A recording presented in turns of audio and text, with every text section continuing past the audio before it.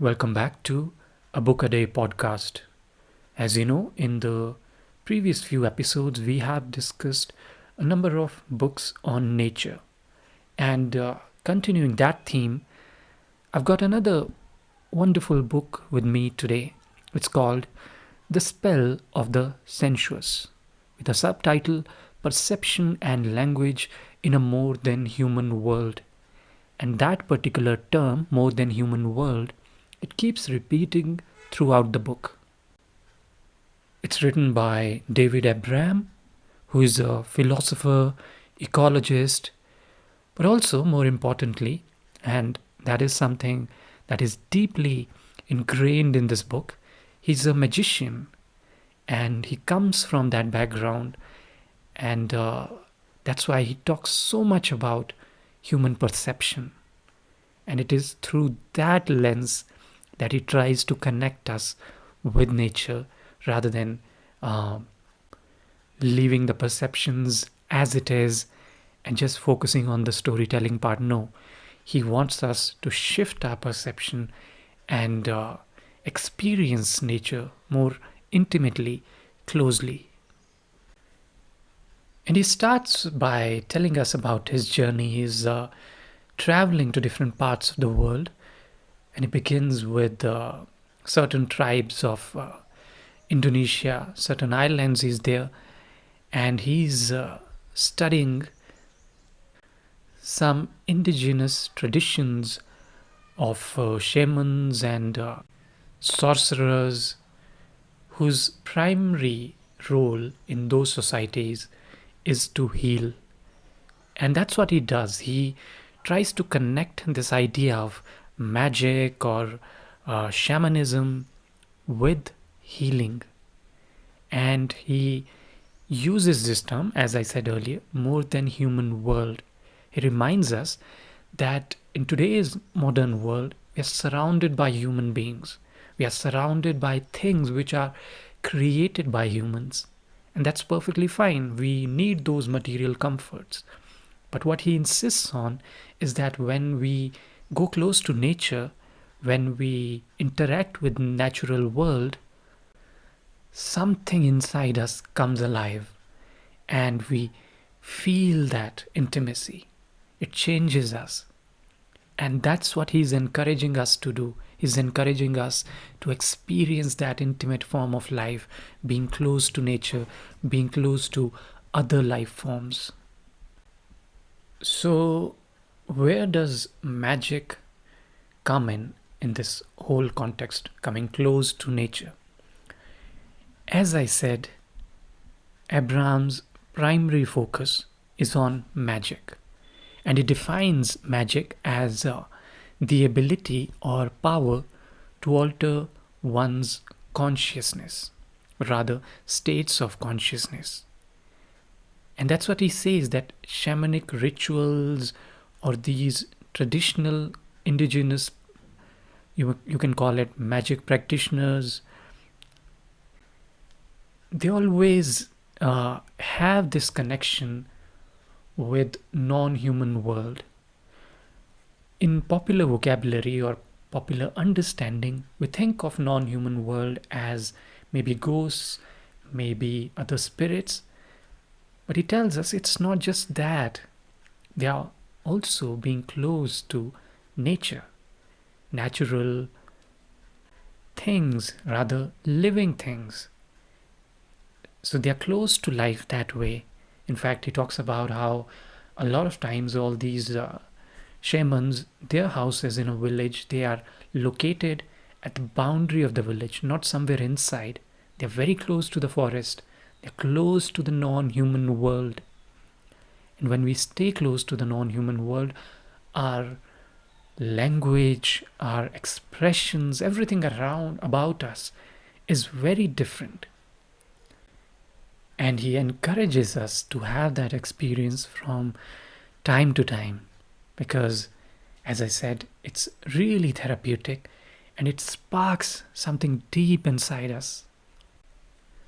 So he continues his exploration of these indigenous shamanic traditions. As I said, he goes to Indonesia, then he goes to the Himalayas in Nepal, and he tries to explore the Sherpa's practices in this fair. But I think the most important part of in order to understand the book is to get the philosophy right, what he's talking about and what kind of philosophical underpinnings are there when Abram is talking about nature or he's taking us through this journey. So in the next section he takes us through this philosophy of ecology, and he talks about phenomenology of Edmund Husserl, where he explains how we are constantly in conversation with the outside world. It's not that you are there cut off from the rest of the world, merely observing those objects. They are not passive. They are constantly changing you.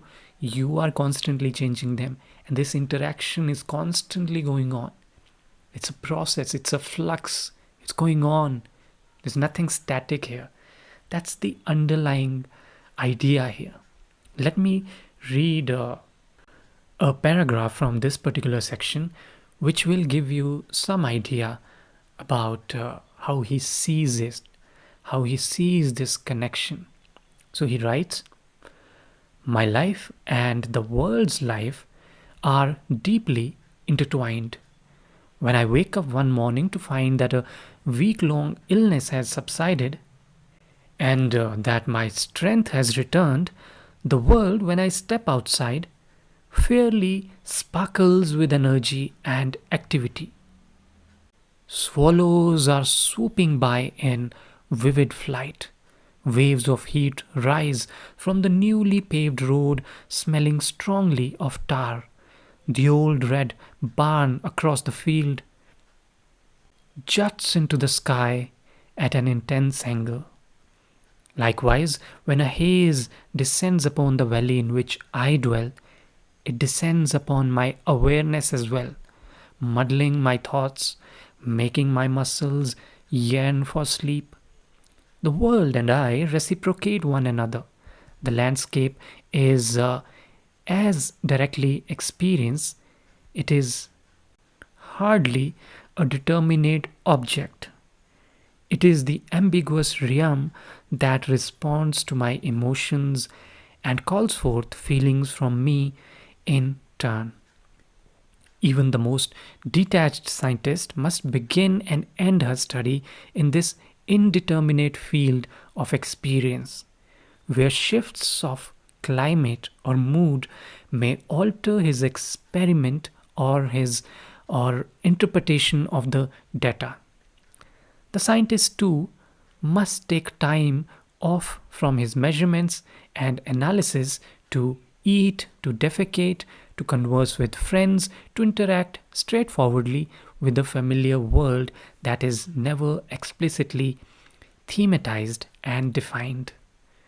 Indeed, it is precisely from his experience in this preconceptual and hence ambiguous world that an individual is first drawn to become a scientist, to adopt the ways of speaking and seeing that are acknowledged as appropriate by the scientific community, to affect the proper disinterested or objective attitude with regard to a certain range of natural events. The scientist does not randomly choose a specific discipline or speciality, but is drawn to a particular field by a complex of subjective experiences and encounters, many of which unfold far from the laboratory and its rarefied atmosphere. Further, the scientist never completely succeeds in making himself into a pure spectator of the world, for he cannot cease to live in the world as a human among other humans or as a creature among other creatures, and his scientific concepts and theories necessarily borrow aspects of their character and texture from his untheorized, spontaneously lived experience. So that's the key part here. the lived experience, the subjectivity. It plays a role in even in the concepts which seem very objective to us. And he's pointing out how the objective world we somehow are observing, let's say objectively, there is an element of subjectivity in it. So, what does that mean? Does that mean that this idea sounds, although very similar to uh, the spiritual idea, that there is only mental world and there is no objective world out there? It's just a conception. It's just like being in a dream or a matrix. The point here is there is a subjective world, there is objective world. He agrees to that. But he says this objective world is very much affected by our own subjectivities. So you might say that the objective world somehow is a part of the subjective world, and it is also liable to our own subjectivities.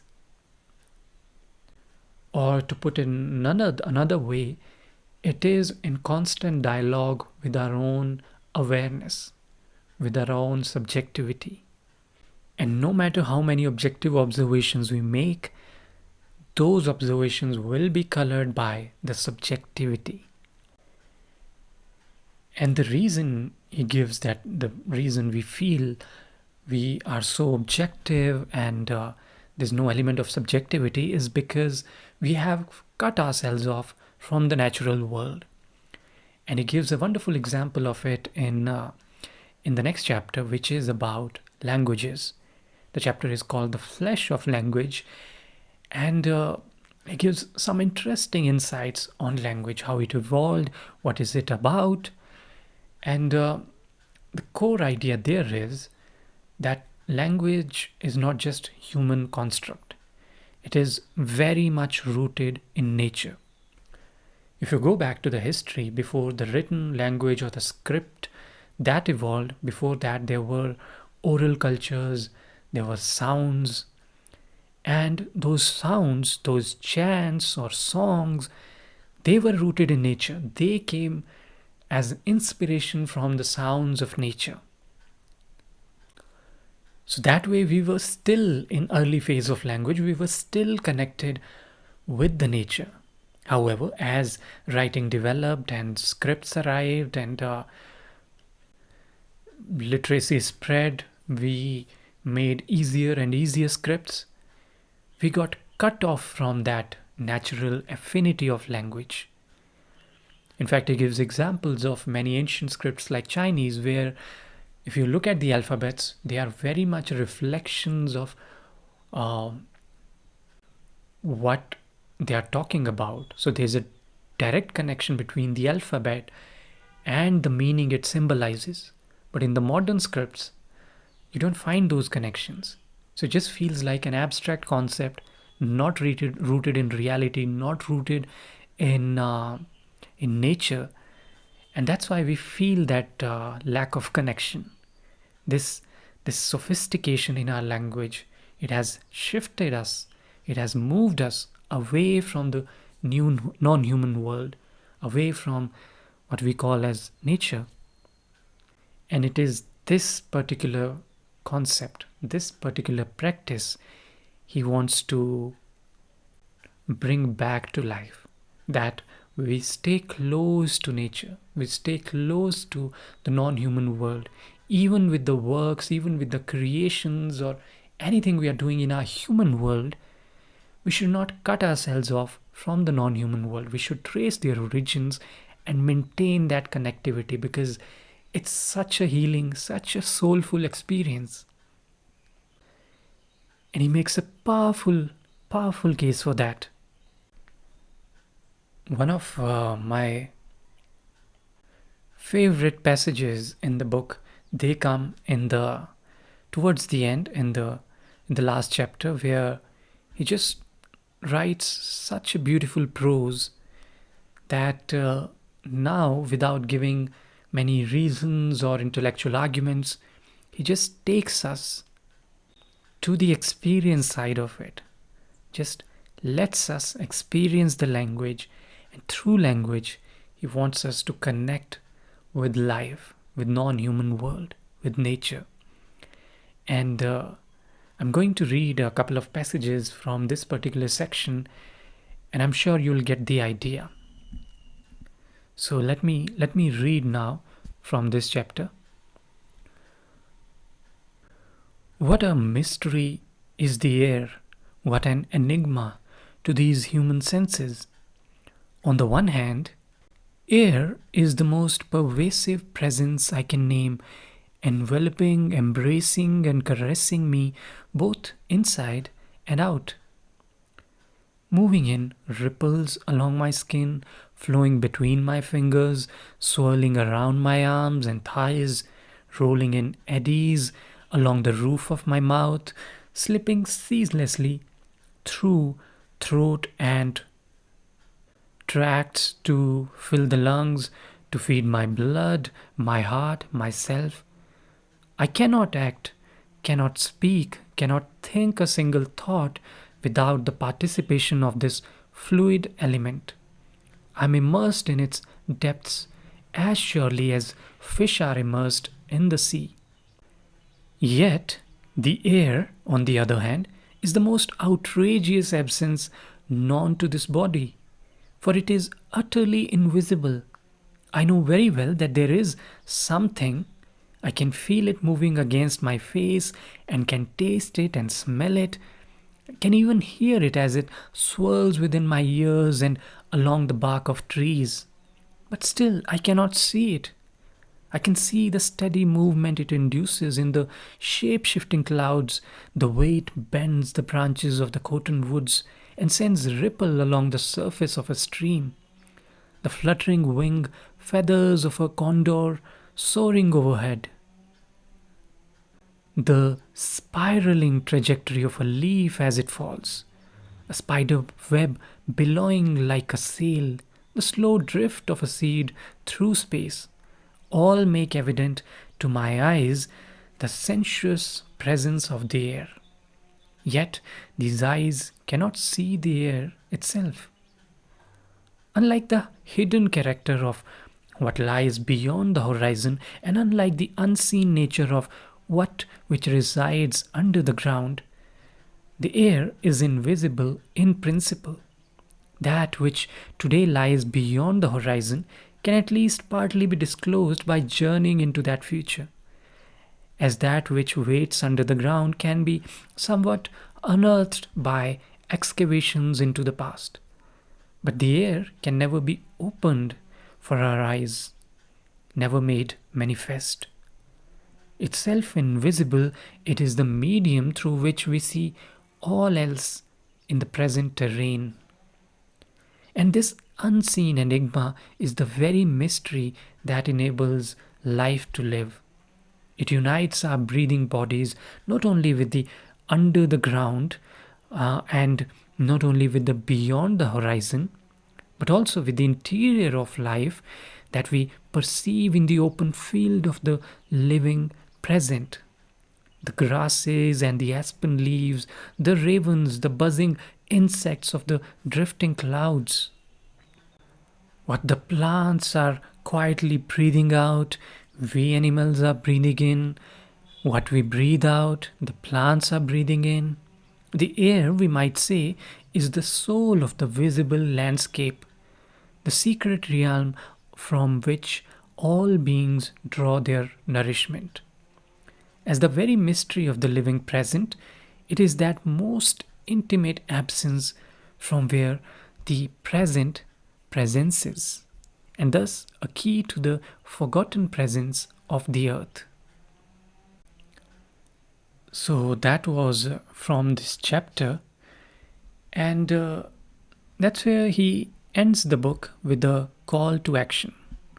And this call to action is very simple, is that he's asking us, he's encouraging us to rediscover this sensuous bond with the nature, with the earth. And he calls this particular chapter the hum of the earth. And he says that the earth hums beneath our abstractions. We just need to be attentive to that hum. We need to listen to it. And he's not asking us to just get rid of modernity. He wants us to live with it, but at the same time, stay grounded to our true nature, where we come from. And he says that'll really heal this ecological crisis that we see around us.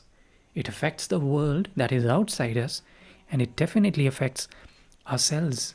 It affects our souls. So I'm sure if you get a chance to read the book, you will have that experience. You will feel that your senses are suddenly sharpened. And on one hand, as I described earlier, it's a work of philosophy, but it's also quite poetic. You feel that sleight of hand. You feel that magic, that magician's work, that he's playing with your perceptions, but he's doing that to help work on your perception, to connect you deeply, more intimately with all the experiences that you can have in this world, especially the world that exists outside human beings, outside the human creation.